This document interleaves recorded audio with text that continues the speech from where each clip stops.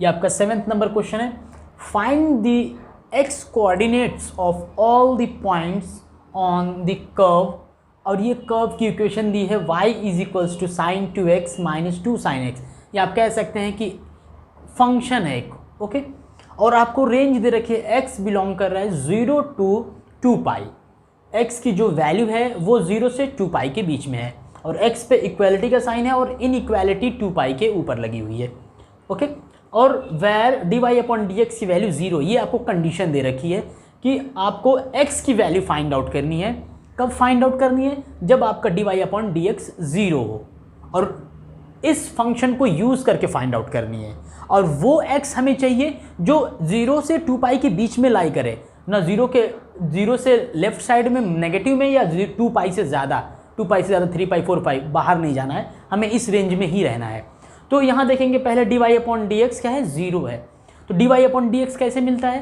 Function को differentiate करने के बाद dy अपॉन dx मिलता है। तो यहाँ y इज इक्वल्स टू ये फंक्शन है, या फिर आप कह सकते हैं कि एक कर्व है, कर्व की इक्वेशन है।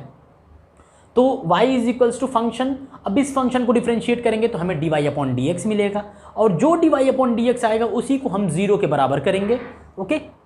तो हम सबसे पहले लिखेंगे यहाँ differentiate with respect to x, ये y इज इक्वल्स टू लिखा है, और इसको लिखेंगे differentiate with respect to x।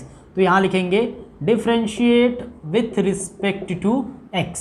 Next step में डिफरेंशियल ऑपरेटर यूज़ करेंगे d बाई डी एक्स, जो LHS और RHS को डिफ्रेंशिएट करेगा। तो आप यहाँ लिखेंगे d upon d x y से पहले, और d upon d x function से पहले। फंक्शन आपका क्या है? Sine 2x minus 2 sine x, okay. Next step में y को डिफ्रेंशिएट करेंगे तो LHS में आपका dy अपॉन dx मिलेगा, और d बाई डी एक्स को आप ब्रैकेट में लेकर जाएंगे, पहले और दूसरे फंक्शन को इंडिविजुअली डिफ्रेंशिएट करेंगे। तो पहला function d upon d x sine 2x, और दूसरा फंक्शन 2 कांस्टेंट है, डिफरेंशियल ऑपरेटर के बाहर रखिए, और d by D x sine x को डिफ्रेंशिएट करेगा, ओके। तो LHS में आपका dy upon d x as it is आपको रख लेना है। अब यहाँ देखिए साइन 2x, हमें साइन x का डेरिवेटिव पता होता है। साइन x का डेरिवेटिव याद रखना आपको cos x होता है, ओके। तो साइन 2x का derivative cos 2x, but x के प्लेस पे 2x है। आप देखिए यहाँ पे x के प्लेस पे 2x है, तो इस 2x को भी फर्दर डिफ्रेंशिएट करना पड़ेगा। तो 2x को अगर डिफ्रेंशिएट करेंगे तो 2 कांस्टेंट, x का डेरिवेटिव 1, तो 2 इंटू 1 आपको 2 मिलेगा। तो वो 2 आप फ्रंट पे पहले यूज़ करेंगे, माइनस 2 टाइम्स साइन का डेरिवेटिव क्या होता है? साइन x का cos x। तो आपको dy अपॉन dx की वैल्यू मिल गई 2 cos 2x minus 2 sine x, और आपको गिवन जो कंडीशन है dy अपॉन dx को 0 करना है। तो ये जो dy अपॉन dx की वैल्यू लिखी है, इसी वैल्यू को हम 0 कर देंगे जो हमें कंडीशन दी है, ताकि हमें x की वैल्यू मिल सके, ओके। तो हम क्या करेंगे, इसको 0 के बराबर करेंगे, क्योंकि ऑलरेडी मुझे क्वेश्चन में गिवन है कि dy अपॉन dx आपका क्या है? 0 है। तो जब आप 0 कर देंगे dy अपॉन dx को, ओके, तो therefore 2 cos 2x minus 2 cos x is equals to 0। अब देखिए, अब आपको यहाँ से एक इक्वेशन जनरेट करनी है ताकि आपको x मिल जाए। अब यहाँ आपको कोई इक्वेशन नहीं दिख रही है। अगर cos 2x के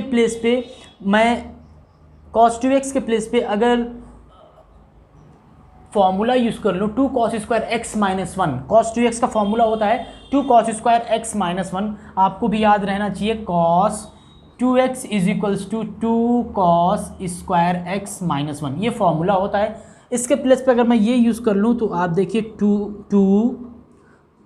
cos स्क्वायर x माइनस 1 और minus 2 cos x is equals to 0।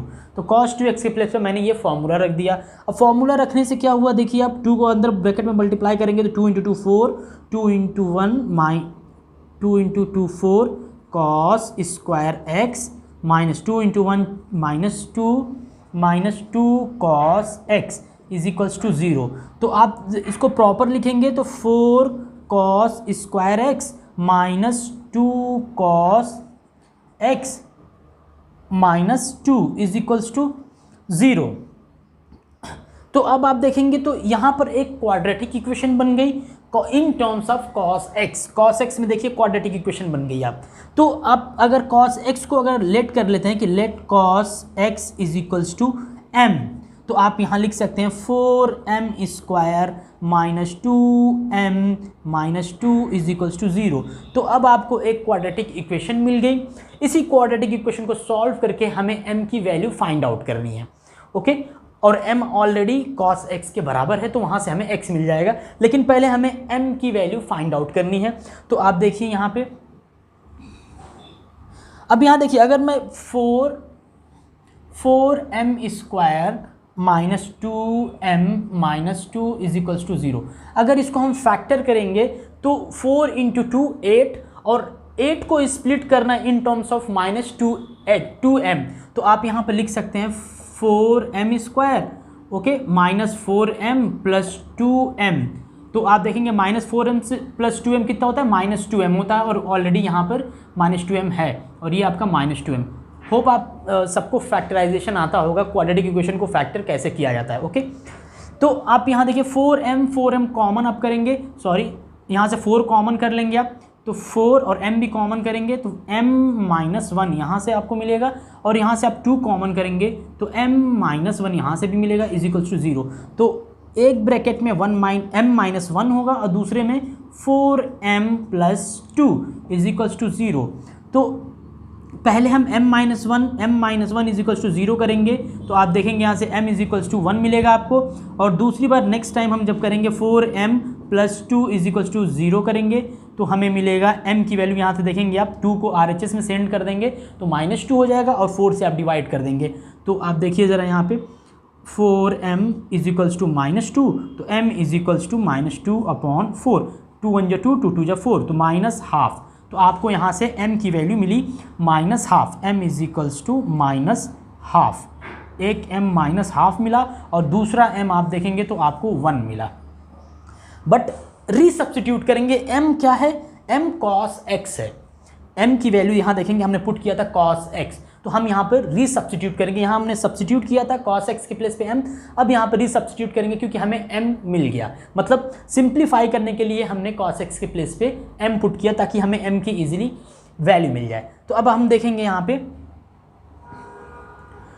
Resubstitute करेंगे तो cos x is equals to, m के प्लेस पे cos x पुट करेंगे यहाँ से cos x, तो m इज इक्वल्स टू 1, तो cos x is equals to 1, m के प्लेस पे cos x पुट कर दिया तो cos x is equals to 1, और यहाँ भी हम पुट करेंगे तो cos x is equals to, आप देखेंगे यहाँ से माइनस 1।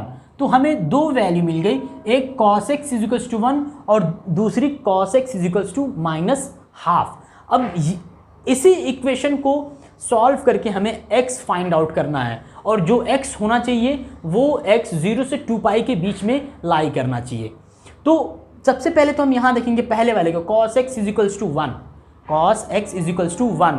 तो हम यहाँ x क्या है ऐसा पुट कर सकते हैं, जब cos लिया जाए तो 1 आए आंसर, तो आप कहेंगे x को 0 पुट करेंगे हम, तो एक cos 0 की वैल्यू 1 होती है, cos 0 1 होता है। और अगर मैं आपको ग्राफ से समझाऊं कि अगर इसको ग्राफ से कैसे करेंगे तो और ज़्यादा क्लैरिटी आई और आंसर मिल जाएगा। तो आप देखेंगे x 0 पे वैल्यू 1, ये y is equals to 1 line है, 1 लाइन है ये। तो आप देखेंगे 0 पे आपको 1 मिलता है, और आप जैसे आगे मूव करते 1 कहाँ मिलता है, ग्राफ यहाँ टच कर रहा है 1 को, y इक्वल्स टू 1 को यहाँ टच कर रहा है, मीन्स 2 पाई पे टच कर रहा है। तो एक वैल्यू आपको 0 मिलेगी, दूसरी 2 पाई मिलेगी, बट x यहाँ पे इक्वालिटी नहीं है, 2 पाई पे इक्वालिटी नहीं है, तो हम 2 पाई को डिस्कार्ड कर देंगे क्योंकि ये रेंज के बाहर हो जाएगा। हमारा रेंज 0 से 2 पाई है, 0 से 2 पाई के अंदर की जो x होंगे उन्हीं x को हमें पिक करना है। तो 2 पाई को हम क्या करेंगे, डिस्कार्ड कर देंगे, ओके, और हम एक्सेप्ट करेंगे 0 को, क्योंकि 0 पर आप देखेंगे इक्वालिटी है। तो एक हमें x यहाँ से 0 मिलेगा, पहला x जो हमें मिलेगा x इज इक्वल्स टू 0 मिलेगा, पहली इक्वेशन से मिलेगा। ओके, अब इसमें x और पॉसिबल नहीं है क्योंकि यहाँ पर आप LHS में भी ग्राफ रहता है तो वो नेगेटिव हो जाएगा, रेंज हमारी नेगेटिव नहीं है, और 2 पाई से भी ज़्यादा ग्राफ रहता है तो 2 पाई से ज़्यादा रेंज दिया ही नहीं है क्वेश्चन में। ओके, तो हम बस 0 से 2 पाई के बारे में सोचेंगे। तो हमें x is equals to 0 first equation से हमें ये मिला। अब हम दूसरे पे बात करेंगे, cos x is equals to minus half, cos x is equals to minus half, x is equals to 0 आपको मिल गया, आप यहाँ लिख दीजिए x इज इक्वल्स टू 0 पहला, cos x is equals to minus half.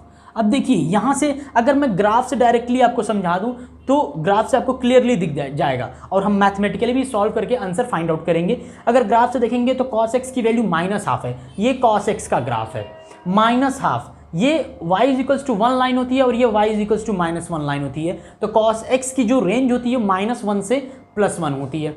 तो cos x = -1/2 लिखा है, ये -1 लाइन है आपकी, देखिए y = -1, y क्या है बेसिकली आपका cos x है, ओके y आपका cos x है, तो y की वैल्यू -1 है, या आप ऐसे भी कहिए कि cos x की वैल्यू -1 है। तो -1 लाइन ये है और यहाँ cos x -1/2 लिखा है, तो -1 कहाँ होगा, ये बीच में कहीं होगा, ये बीच में 0 से -1 के बीच में यहाँ पे ऐसे कहीं लाइन जा रही होगी। तो आप देखेंगे जो लाइन यहाँ से मूव करेगी 0 से 2π यहाँ तक लाइन मूव करेगी, तो ग्राफ को एक यहाँ कट कर सकती है और यहाँ पे कट कर सकती है। तो दो इंटरसेक्शन पॉइंट आपको मिलेगा। तो जहाँ सपोज़ यहाँ पे एक पॉइंट मिला और कट करने के बाद लाइन मैंने यहाँ से ऐसे ड्रॉ किया और एक पॉइंट यहाँ मिला, ओके ये लाइन आगे ऐसे मूव कर जाएगी, y = -1/2 लाइन होगी, या आप कह सकते हैं cos x = -1/2 लाइन। तो एक पॉइंट यहाँ मिलेगा, दूसरा पॉइंट यहाँ मिलेगा, और इस पॉइंट के करस्पॉन्डिंग जो x मिलेगा वो ये मिलेगा और इस पॉइंट के करस्पॉन्डिंग x ये मिलेगा। तो आप देख सकते हैं कि एक x ये होगा, अब वो कौन सा x है नहीं पता, अभी मैथमेटिकली सॉल्व करेंगे तो हमें पता चलेगा, और दूसरा x क्या है ये मिलेगा। तो हम कह सकते हैं कि 2x तो ये वाले कंडीशन से मिलेगा और एक x पहली वाली कंडीशन से मिला है, तो टोटल x की 3 वैल्यू मिलेगी जो 0 से 2π के बीच में लाई करेगी। तो अब वो देखते हैं कि कौन सा x होगा जो यहाँ पर x है। तो देखिए यहाँ पे cos x = -1/2 कब होता है, cos ½ कब होता है, π/3 पे cos π/3 की वैल्यु कितनी होती है, ½। तो हम यहाँ लिख सकते हैं माइनस को आप एज इट इज रखेंगे, -cos π/3, cos π/3 मीन्स π/3 मतलब ये रेडियन में लिखा है 60, cos 60 ½ होता है, ओके π/3 को हम 60 डिग्री बोलते हैं और रेडियन में π/3 होता है, ओके। तो यहाँ देखिए माइनस पहले लिखा है -cos π/3, तो आपको सोचना चाहिए कि cos नेगेटिव कहाँ होता है। तो ग्राफ तो क्लियरली शो कर रहा है कि फर्स्ट क्वाड्रेंट 0 से 2π, 0 से π/2, यहाँ देखिए यहाँ 0 से π/2, फर्स्ट क्वाड्रेंट आपका 0 से π/2 होता है। तो ग्राफ x एक्सिस के ऊपर y पॉजिटिव होता है और x एक्सिस के नीचे y नेगेटिव होता है। तो first quadrant positive, second quadrant negative, third quadrant negative, fourth quadrant positive. तो cos फर्स्ट और फोर्थ में पॉजिटिव होता है, थर्ड और सेकंड और थर्ड में cos आपका नेगेटिव होता है। तो सेकंड में आपका क्या होता है, cos नेगेटिव होता है और यहाँ नेगेटिव है, और थर्ड में भी नेगेटिव होता है, यहाँ भी नेगेटिव लिखा है। तो हम पाई माइनस यूज़ कर सकते हैं तो भी हम सेकंड में रहेंगे, और पाई प्लस यूज़ करेंगे, ये आपका पाई लिखा है, पाई से थोड़ा कम करेंगे पाई माइनस तो सेकंड क्वाड्रेंट में रहेंगे तो नेगेटिव आएगा, और पाई प्लस यूज़ करेंगे तो भी हम तो थर्ड क्वाड्रेंट में रहेंगे तब भी कॉस हमारा नेगेटिव आएगा। तो हम इसको लिख सकते हैं कॉस पाई प्लस के साथ पाई प्लस π/3 हम लिख सकते हैं, या फिर हम ऐसे भी लिख सकते हैं। तो आप अगर देखिए पहले मैंने cos पाई प्लस π/3 लिखा, तो आप देखेंगे x की वैल्यू पाई प्लस π/3 को जब हम इसको सॉल्व करेंगे तो 4π/3 आएगा। cos 4 3 यहाँ क्रॉस करेंगे तो 3π प्लस पाई 4π/3, और यहाँ आपको cos x है तो x की वैल्यू आप देखेंगे आपको क्या मिलेगा 4π/3, तो x यहाँ से एक 4π/3 मिलेगा आपको, ओके। और दूसरा पाई प्लस किया आपने, पाई प्लस किया आपने तो यहाँ पहुँचे, ये पॉइंट था, ओके एक पॉइंट, और पाई माइनस करेंगे तो सपोज ये कहीं यहाँ पे पॉइंट जहाँ पे ये y = -1 लाइन थी, तो ये पॉइंट मतलब इसके करस्पॉन्डिंग ये वाला x होगा, तो पाई माइनस करने पे मिलेगा या तो पाई प्लस करने पे मिलेगा। तो cos x = cos pi minus π/3, तो ये हम जब करेंगे तो पाई माइनस π/3 माइनस cos π/3 आएगा, और पाई प्लस π/3 माइनस cos π/3, तो माइनस cos π/3 को हम ये भी लिख सकते हैं cos पाई प्लस π/3 या cos पाई माइनस π/3, ओके। तो यहाँ जब हम सॉल्व करेंगे तो 3 यहाँ क्रॉस होगा तो cos 3 यहाँ क्रॉस करेंगे तो 3π में से पाई को सबट्रैक्ट करेंगे तो 2π/3, और LHS में cos x as it is रहेगा। तो अब आप देखेंगे x की वैल्यू cos सेम है, x की वैल्यू 2π/3, तो x के 3 वैल्यू मिल गए, एक x = 0 पे कितना मिलता है 1, 0 मिला, x = 0 पे 1, और दूसरी x की वैल्यू मिली x = 4π/3, ओके। यहाँ x = 4π/3 पुट करेंगे तो आपको -½ मिलेगा, और तीसरी वैल्यू मिली x = 2π/3, 2π/3 यहाँ पुट करेंगे तो अगेन आपको -½ मिलेगा। ओके, तो ये x की 3 वैल्यू थी। आप चाहो तो ग्राफ से भी क्लियरली सब दिख रहा है अपने को। 2π/3 x 2π/3 कितना होता है? आप पाई को 180 पुट करेंगे तो 180/3, ओके हाँ 180/3 60 और 60 × 2 120 मीन्स cos 120 की वैल्यू -½ होती है। cos 120 की वैल्यू -½ होती है। तो 120 कहाँ होगा? कहीं ये π/2 से पाई के बीच में कहीं यहाँ होगा। और ये वैल्यू की अगर बात करूँ तो 4π/3 की बात करूँ तो आप देखिए यहाँ से पाई की वैल्यू 180 आप पुट करेंगे तो 180/3 कितना होता है? 60 × 4 कितना होता है? 240 हमेशा 240 पाई से ज़्यादा होता है, पाई से ज़्यादा होता है तो ये पाई से ज़्यादा यहाँ पे। ओके, तो ग्राफ से क्लियरली दिख रहा है कि हमें 3x की वैल्यू मिलेगी जो इस कंडीशन को सेटिस्फाई करेगी। मीन्स ये dy/dx की जो ये वैल्यू आई है, यहाँ अगर x को मैं पहले x को 0 पुट कर दूंगा तो dy/dx 0 हो जाएगा। दूसरा x को 4π/3 यहाँ पुट कर दूंगा तो भी dy/dx 0 हो जाएगा। और तीसरा x को 2π/3 यहाँ पुट कर दूंगा 2π/3 तो भी ये वैल्यू 0 हो जाएगी। ओके, तो ये रिवर्स मेथड था। रिवर्स वे में पहले ही क्वेश्चन दे दिया था कि dy/dx 0 है और आपको सॉल्व करना है x। और इससे पहले वाले क्वेश्चन में कुछ और इससे और मोस्टली क्वेश्चन में ये होता है कि पहले आपसे dy/dx फाइंड आउट कराएगा और जो आंसर dy/dx का आएगा उसमें आपको पुट करना रहता है x की वैल्यू। वो क्वेश्चन में ऑलरेडी दिया रहेगा आपको कि x पुट करना है और आपको dy/dx फाइंड आउट करना है, लेकिन इसमें आपको रिवर्स फॉलो करना है। ओके, तो ये क्वेश्चन 7 का कंप्लीट और डिटेल्ड सोल्यूशन था। अब हम मूव करेंगे क्वेश्चन नंबर 8 पे। ये आपका क्वेश्चन नंबर 8 है और इस एक्सरसाइज का लास्ट क्वेश्चन है। फिल इन द ब्लैंक्स आपको करना है। कुछ ब्लैंक्स हैं उसको आपको फिल करना है। लेट fx = x² + 5 ये एक फंक्शन है। gx = e⁻x + 3 ये कोई दूसरा फंक्शन है। fx कोई फंक्शन है और gx कोई दूसरा फंक्शन है। आपको पहले फाइंड आउट करना है f(gx). f(gx) मीन्स x के प्लेस पर आप देखेंगे तो यहाँ gx पुट करना है आपको। आउटर में देखिए f है और यहाँ भी f है, x के प्लेस पे आपको gx पुट करना है। मतलब gx की जो वैल्यू है वो आपको x के प्लेस पे पुट करना है, तो आपको पहला फंक्शन f(gx) मिलेगा।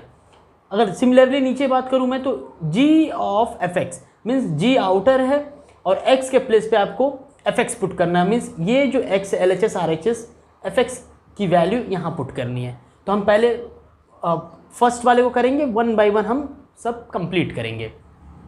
तो हम पहले फर्स्ट फाइंड आउट करते हैं f(gx). f(gx) तो आपके पास fx फंक्शन है, fx = x² + 5 और gx = e⁻x + 3। आपको फाइंड आउट करना है f(gx) फाइंड आउट आपको करना है। ओके, तो आप देखिए x के प्लेस पे आपको gx पुट करना पड़ेगा। x के प्लेस पे LHS और RHS दोनों साइड। तो जब आप पुट करेंगे यहाँ पे तो gx² + 3 fx फंक्शन में मैंने gx x के प्लेस पे पुट कर दिया। तो जब मैंने x के प्लेस पे gx पुट किया तो f(gx) हुआ LHS में, और RHS में जब gx पुट किया तो gx² हो गया, gx² और +5 ओके। अब आपको क्या करना है, f(gx) ये वैल्यू आपको फाइंड आउट करनी है। तो ये LHS में एज इट इज़ आपको रखना है। gx के प्लेस पे e⁻x + 3 ये आपको रखना है यहाँ पे ब्रैकेट के पास प्लेस पे e⁻x + 3 और (2) है, ब्रैकेट क्लोज (2) +5। तो आपको अब मिलता है f(g(x) ब्रैकेट क्लोज। अब यहाँ देखेंगे तो a + b bracket close (2) a + b का होल स्क्वायर का जो फॉर्मूला होता है वो हमें यहाँ यूज़ करना है। तो आप यूज़ करेंगे तो ये आपका a है और ये आपका b। a² means e⁻x² + b² 3² means 9 2ab। a कितना e⁻x, b कितना है 3 और आपको लास्ट में 5 भी है तो आप यहाँ लास्ट में +5 कर सकते हैं। ओके,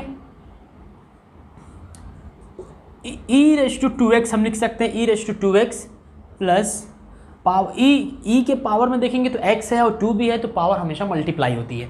तो e raise to x into 2x, और यहाँ से आपको 9 मिलेगा, 9 + 5 14 मिलेगा आपको। ओके, और 3 2 जा 6, तो 6 e raise to x plus 9 + 5 14, तो आपको मिला f of g of x। ये आपको f of g of x मिल गया, ये आपको मिला। तो मतलब हमें फर्स्ट का आंसर मिल गया। यहाँ पे इस ब्लैंक में हमें ये फिल करना रहेगा। नेक्स्ट देखेंगे, next g of f of x है, मतलब आउटर में g है, आउटर में g। यहाँ देखिए सेकंड, ये आपका फर्स्ट था, यहाँ हम देखेंगे g of fx, g of fx, g outer में g है तो x के प्लेस पे हमें fx पुट करना पड़ेगा, x के प्लेस पे fx, यहाँ भी x के प्लेस पे fx, तो आप पुट करेंगे तो e raise to fx f of x plus 3 जहाँ भी x था, यहाँ x था, यहाँ पर x था, तो मैंने x के प्लेस पे fx पुट कर दिया, यहाँ भी और यहाँ पर भी। तो g of fx is equals to e raise to fx plus 3। fx की वैल्यू आप देखेंगे तो x स्क्वायर प्लस 5 है, e raise to x square plus 5, और ये आपका प्लस 3 है। ये आपको g ऑफ fx मिला। ओके, ये आपका g ऑफ fx है। तो आपको पहले f ऑफ gx मिल गया, g ऑफ fx मिल गया। अब f डैश x की रिक्वायरमेंट है। f डैश x क्या होता है? ये आपका fx फंक्शन होता है, और fx को जब हम डिफरेंशिएट करते हैं विथ रिस्पेक्ट टू x तो हमें f डैश x मिलता है। तो आप देखेंगे ये fx है, fx का डेरिवेटिव यहाँ लिखना है, डिफरेंशिएशन या डेरिवेटिव एक ही होता है। ओके, तो यहाँ देखेंगे fx function x square plus 5 है, तो x स्क्वायर का डेरिवेटिव 2x, और 5 कांस्टेंट है, कांस्टेंट का डेरिवेटिव 0, तो 2x प्लस 0 2x, तो आपको यहाँ पे 2x लिखना है, 2x। ओके, फर्स्ट हो गया यहाँ पर, सेकेंड भी यहाँ पे हो चुका है। ओके, थर्ड f डैश भी 2x हो गया। g डैश x मतलब अगर gx फंक्शन है तो g डैश क्या है? gx का डेरिवेटिव है, तो gx function e raise to x plus 3 है। तो जब हम gx को दोनों साइड लिखेंगे differentiate with respect to x, next step में डिफरेंशियल ऑपरेटर यूज करेंगे तो आपको g डैश x मिलेगा, और RHS में e रेस टू x का derivative e raise to x, exponential का derivative same e raise to x होता है। ओके, प्लस 3 कांस्टेंट है, कांस्टेंट का डेरिवेटिव 0, तो e raise to x plus 3 आपको आंसर मिलेगा only e raise to x। तो यहाँ आप लिखेंगे e raise to x। Okay, अब यहाँ देखेंगे the derivative of f of gx with respect to x in terms of f and g is, in terms of f and g, not in terms of e raised to x square plus 5, means जो आपका ये function है इसके term में नहीं पूछा है, आपको f और g के टर्म में पूछा है, इन जनरल पूछ रहा है। ओके, तो देखिए यहाँ पे इस फंक्शन का मुझे डेरिवेटिव फाइंड आउट करना है, तो d अपॉन dx फंक्शन आपका क्या है? f of g of x is equals to, अब यहाँ देखिए d upon d x derivative of this, means इस फंक्शन को आपको डिफरेंशिएट करना है। इससे पहले हमें d by D x use करना है ताकि d बाई डी एक्स इसको डिफरेंशिएट कर सके, तो मैंने इस फंक्शन से पहले d by D x use कर दिया। तो अब देखिए आउटर में f है तो f डिफरेंशिएट होगा, तो f का derivative f dash x, x होता तो लिखते f dash x, but x नहीं है gx है, तो हम यहाँ लिखेंगे g ऑफ x, और जो x के प्लेस पर है gx उसको फर्दर डिफरेंशिएट करके आगे मल्टीप्लाई कर देंगे, तो gx का डेरिवेटिव क्या हो जाएगा? g dash x। तो ये रूल होता है किसी भी कंपोजिट फंक्शन को डिफरेंशिएट करने का। आउटर में f है और इनर साइड में gx कोई दूसरा फंक्शन है, एक फंक्शन के अंदर दूसरा फंक्शन, मतलब ये कंपोजिट फंक्शन होता है। और कंपोजिट फंक्शन को डिफरेंशिएट हम कैसे करते हैं? पहले आउटर फंक्शन को डिफरेंशिएट करते हैं और फिर हम आगे मूव करते हैं और इनर फंक्शन को डिफरेंशिएट करके मल्टीप्लाई करते हैं। ओके, तो ये यहाँ पर आपको ये आंसर जो लिखा है ये आपको यहाँ पर फिल करना है। Okay, therefore d by D x f of ji x is equals to, तो ये भी आपका सेम ही है, ये भी आपका जहाँ ब्लैंक है देखेंगे आप same, the derivative of F of ji x, ये सेंटेंस में लिखा था और वहाँ पर directly d by D x differential operator पहले यूज़ करके लिख दिया, मतलब ये और यहाँ पे जो ब्लैंक है यहाँ पर भी आपको सेम कॉपी करना है, या फिर आप चाहो तो ये कॉपी कर सकते हो, d by D x f of ji x, वहाँ लिखा है एफ ऑफ जी एक्स, तो आप चाहो तो इसको डिफरेंशिएट करके वहाँ पर लिख सकते हो। यहाँ पर क्लियरली मेंशन था कि in terms of F and G लिखना था, तो इन टर्म्स ऑफ एफ और जी ये हो जाएगा, बट वहाँ पर ऐसा कुछ मेंशन नहीं है और हमारे पास F of ji X already पड़ा है। हमारे पास देखेंगे एफ ऑफ जी एक्स क्या है, E raise to 2x plus 6 times E raise to x plus 14, हमारे पास ऑलरेडी फंक्शन पड़ा है, तो इसको डिफरेंशिएट करके हम उस ब्लैंक में लिखेंगे। तो अगर मैं कहूँ ओरली आपसे कहूँ कि इसका डेरिवेटिव क्या होता है, तो आप कहेंगे कि इसके पहले डी बाई डी एक्स आना चाहिए, इससे पहले जब डी बाई डी एक्स हम लिखेंगे तो LHS से भी पहले d by D x use करेंगे और RHS से भी पहले d by D x use करेंगे। ओके, तो देखिए यहाँ पे इससे पहले अगर हम d by D x use करते हैं तो d by D x f of g of x bracket close, और इससे पहले जब हम d by D x use करेंगे तो डी बाई डी एक्स पहले वाले टर्म को डिफरेंशिएट करेगा, दूसरे को करेगा, तीसरे को करेगा, इंडिविजुअली डिफरेंशिएट करेगा, क्योंकि आप देखेंगे तो प्लस साइन है तो अलग अलग डिफरेंशिएट करेगा। तो जब ई रेस टू एक्स को ई रेस टू 2x को डिफरेंशिएट करेगा तो एक्सपोनेंशियल का डेरिवेटिव सेम एक्सपोनेंशियल, मतलब ई रेस टू एक्स का derivative same E raise to x, तो ई रेस टू 2x का derivative same E raise to 2x। Okay, और एक्स्ट्रा क्या करना रहता है, अगर x होता तो हम कहते हैं same E raise to x, E raise to 2x है तो भी हम कहेंगे same E raise to 2x, but x के प्लेस पे 2x है तो 2x को फर्दर डिफरेंशिएट करना पड़ेगा, तो 2 कांस्टेंट x का डेरिवेटिव 1, तो 2 इंटू 1 2, तो एक्स्ट्रा आपको 2 मिलेगा यहाँ से। ओके, एक्स्ट्रा आपको यहाँ से 2 मिलेगा plus 6 times E raise to x का derivative same E raise to x, E raise to X यहाँ लिखना है। ओके, और 14 कांस्टेंट है, कांस्टेंट का डेरिवेटिव 0, लिखने की ज़रूरत नहीं है। ओके, तो आप इसको जब सॉल्व करेंगे तो 2 ई raise to 2x plus 6 times E raise to x, आप चाहो तो 2 कॉमन कर सकते हो, बट ओके इतना चलेगा। तो इस ब्लैंक में यहाँ जो है इस खाली जगह है वहाँ पे आपको ये फिल करना है। अब देखिए यहाँ पे क्या लिखा है, and D by D x f of ji x, f of ji x at x is equals to 0 पे जो आंसर आया है अपना यहाँ पे,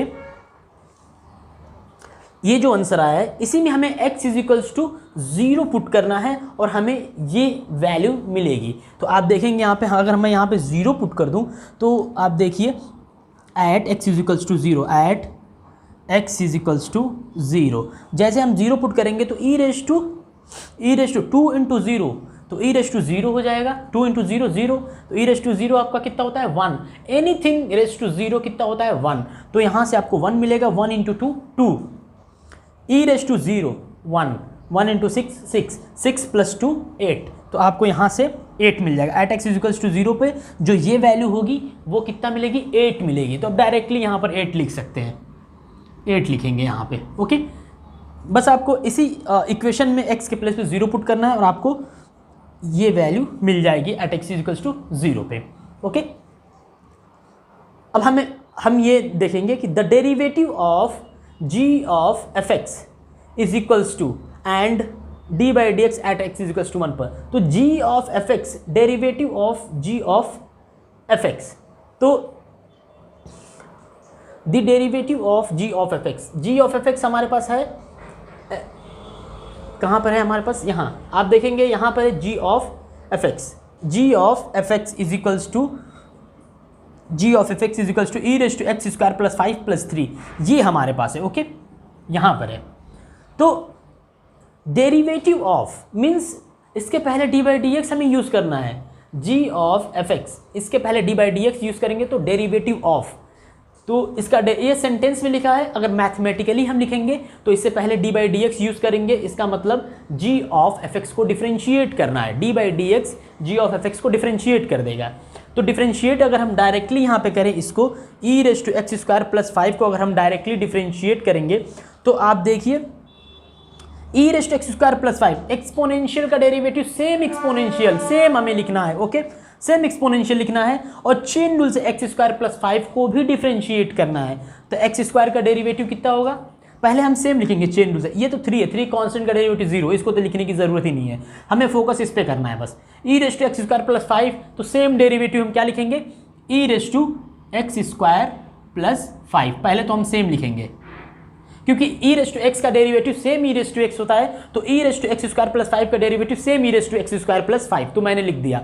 बट एक्स के प्लेस पे एक्स स्क्वायर प्लस 5 है, तो इसको भी डिफरेंशिएट करना पड़ेगा क्योंकि ये एक्स के प्लेस पर है। ओके, तो एक्स स्क्वायर का डेरिवेटिव 2x और 5 कॉन्स्टेंट 0, 2x प्लस 0 2x, तो यहाँ से एक्स्ट्रा आपको 2x और मिलेगा, तो आप यहाँ इंटू 2x लिखेंगे। और आप देखेंगे तो यहाँ 3 है, 3 कांस्टेंट 0 होता है, तो वो सब लिखने की ज़रूरत नहीं है। ओके, अब यहाँ देखेंगे g ऑफ एफ एक्स से पहले d by D x, g of F x से पहले d by D x use हुआ है और at x is equals to 1 पे। ओके, ये इन जनरल वैल्यू है in terms of variable x, but at x is equals to 1 जैसे हम पुट करेंगे हमें एक पर्टिकुलर वैल्यू मिलेगी। Okay, at x is equals to 1 पर, तो यहाँ हम 1 पुट करेंगे तो आप देखेंगे E raise to 1, 1 square 1 plus 5 6, E raise to 6, यहाँ से कितना मिलेगा, E raise to 6 into X को 1 पुट करेंगे तो 2 इंटू 1 2, तो 2 यहाँ से आपको मिलेगा 2 टाइम्स ई रेस टू 6, तो ये आपको at x is equals to 1 पे आंसर मिलेगा। किसका आंसर है ये, जी ऑफ एफ एक्स का डेरिवेटिव। ओके, तो ये आपका आंसर हो जाएगा। अब जैसे यहाँ पे एक क्वेश्चन था, the derivative of F of ji X with respect to X in terms of F and G, तो एफ ऑफ जी एक्स का इन टर्म्स ऑफ पूछा था तो हमने ऐसे किया था।